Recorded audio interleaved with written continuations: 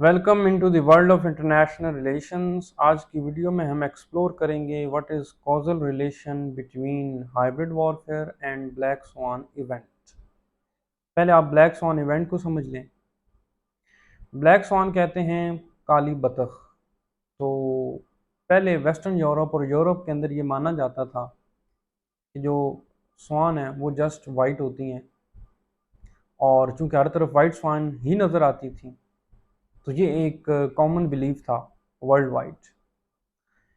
फिर दोस्तों ये हुआ कि एक डच एक्सप्लोरर वो पहुंचता है ऑस्ट्रेलिया, और ऑस्ट्रेलिया जब वो पहुंचा तो उसने देखा कि वहाँ तो ब्लैक स्वान्स भी हैं, यानी काली बतखें भी वहाँ पाई जाती हैं। वो हैरान हो गया, ये बिल्कुल अनएक्सपेक्टेड था। लेकिन फाइनली ब्लैक स्वान्स जो हैं वो डिस्कवर हो गई, तो वहाँ से ये टर्म निकली। फिर जो चीज़ अनएक्सपेक्टेड हो ना, और वो एकदम से हो जाए, तो उसके लिए कहा जाता था कि इट इज़ ब्लैक स्वान। वो पंजाबी में हम कहते हैं कां चिट्टा, यानी जो बंदा मान ना रहा हो कोई बात, हम कहते हैं इसका कां चिट्टा है, यानी इसका कवा सफ़ेद है। तो जो कि कभी सफ़ेद कवा देखा ही नहीं गया, लेकिन अगर कहीं सफ़ेद कवा दरियाफ्त हो गया तो फिर ये एग्जाम्पल भी चेंज हो जाएगी। तो ये हुआ ब्लैक स्वान के साथ। फिर हिस्ट्री में इस एग्जाम्पल को यूज़ किया जाने लगा, जहाँ कोई ऐसा इवेंट हो जाए जो टोटली अनएक्सपेक्टेड हो, तो उसको जब हो जाता था तो कहते थे कि ये ब्लैक स्वान है। अच्छा, फिर ये हुआ कि 2007 के अंदर नसीम निकोलस तालिब, ये लबनान के स्कॉलर हैं, इन्होंने किताब लिखी ब्लैक स्वान। इसके अंदर इन्होंने इसको पॉलिटिसाइज किया, इस टर्म को इंटरनेशनल रिलेशंस और पॉलिटिकल लिटरेचर के अंदर वो ये टर्म लेके आए। यानी इंटरनेशनली या नेशनली कोई ऐसा इवेंट हो कि जो टोटली अनएक्सपेक्टेड हो और वो हो जाए, तो उसको कहा जाता है कि ये ब्लैक स्वान इवेंट है। 9/11 का वाक़या आपके सामने है, फर्स्ट वर्ल्ड वॉर आपके सामने है, और मुख्तलिफ एग्जाम्पल्स दी जा सकती हैं। अच्छा, जो ब्लैक स्वान इवेंट होता है उसकी एक ख़ास बात ये होती है कि वो टोटली अनएक्सपेक्टेड होता है। यानी उस टाइम का जो पैराडाइम होता है ना किसी कंट्री का या इंटरनेशनल इन्वायरमेंट का, वो उसको जस्टिफाई नहीं कर सकता। कोई उसकी एक्सप्लेनेशन निकलती ही नहीं है कि ये कैसे हुआ। हाँ, जब वो इवेंट हो जाता है तो बाद में उसकी जस्टिफिकेशंस निकाली जाती हैं कि शायद इसकी वजह ये हो, लेकिन जो एग्जिस्टिंग पैरामीटर्स होते हैं वो उन पे पूरा नहीं उतरता। फिर ये होता है कि ये फॉर रीचिंग इसकी इम्प्लीकेशंस होती हैं, दूरस नताइज होते हैं, और बहुत रेडिकल वे में जाके ये इम्पैक्ट करता है। तो ये होता है ब्लैक स्वान इवेंट। बहुत अच्छी किताब है ब्लैक स्वान, नसीम निकोलस की, आप इस किताब का मुताला करें। तो अब सवाल ये पैदा होता है कि इसका हाइब्रिड वॉरफेयर के साथ कॉजल रिलेशन क्या है, यानी डीप कनेक्शन क्या बनता है। तो देखिए, हाइब्रिड वॉरफेयर क्यों शुरू की जाती है, क्यों वेज की जाती है किसी भी पर्टिकुलर एडवर्सरी के अगेंस्ट।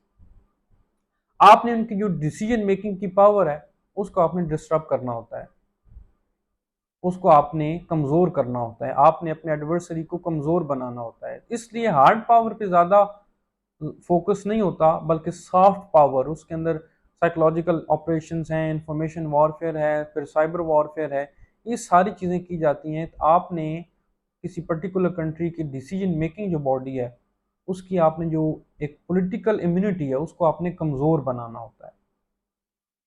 अच्छा, तो हाइब्रिड वॉरफेयर जो है, जब आपने एक कंट्री के अगेंस्ट शुरू की हुई है, आपने डिस इन्फॉर्मेशन कैंपेन शुरू की हुई है, आपने प्रोपेगेंडा शुरू किया हुआ है, ऑलरेडी उस कंट्री की जो इम्यूनिटी है या जो इंटरनेशनल सिस्टम है उसकी इम्यूनिटी बहुत वीक है। अगर वहां आप कोई ब्लैक स्वान इवेंट क्रिएट कर दें, जो लोग, जो डिसीजन मेकिंग बॉडी पहले ही कंफ्यूज है, अब उसके लिए एक और बड़ा चैलेंज आ गया ब्लैक स्वान इवेंट की सूरत में, तो उनकी डिसीजन मेकिंग पावर तो टोटली डिस्ट्रॉय हो गई ना। तो वहां आपकी हाइब्रिड वॉरफेयर जो है वो बहुत तेजी से फिर सक्सेसफुल होती है, उसके अंदर आपको बड़े तेजी से नताइज मिलते हैं। तो तीन चीजें ब्लैक स्वान इवेंट और हाइब्रिड वॉरफेयर के अंदर आपको कॉमन मिलेंगी। पहली चीज, अनप्रडिक्टेबिलिटी। हाइब्रिड वॉरफेयर भी अनप्रडिक्टेबल होती है, आप नहीं तय कर पा रहे होते कि किस एडवर्सरी ने ये वेज की है, लॉन्च किया है इसको, और उसके मकासद क्या हैं। और यही अनप्रडिक्टेबिलिटी जो है ये ब्लैक स्वान इवेंट के अंदर भी मौजूद होती है, यानी एक ऐसी चीज हो जाती है जिसको आप टोटली एक्सपेक्ट नहीं कर रहे होते, इट इज टोटली अनएक्सपेक्टेड। दूसरी चीज जो हाइब्रिड वॉरफेयर और ब्लैक स्वान इवेंट के अंदर है, जो इनके कॉजल रिलेशन को एक्सप्लेन करती है, वो है कॉम्प्लेक्सिटी।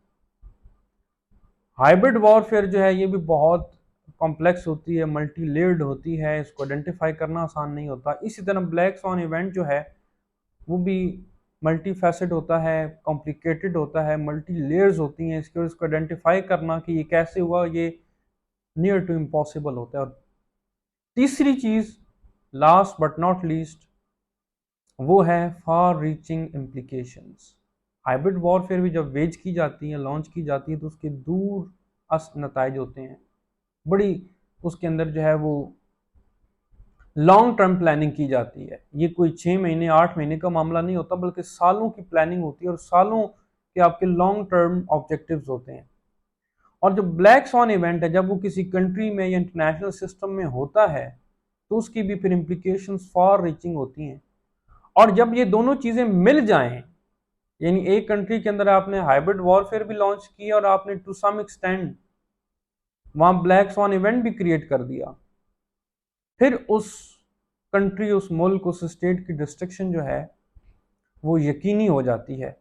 तो ये कॉजल रिलेशन है बिटवीन हाइब्रिड वॉरफेयर और ब्लैक स्वान इवेंट। आने वाली वीडियोस में हम डिस्कस करेंगे डिसेमिनेशन को, डिसेप्शन को, और फिर हम देखेंगे कि साइकोलॉजिकल ऑपरेशंस जो हैं उनको कैसे लॉन्च किया जाता है। बहुत शुक्रिया।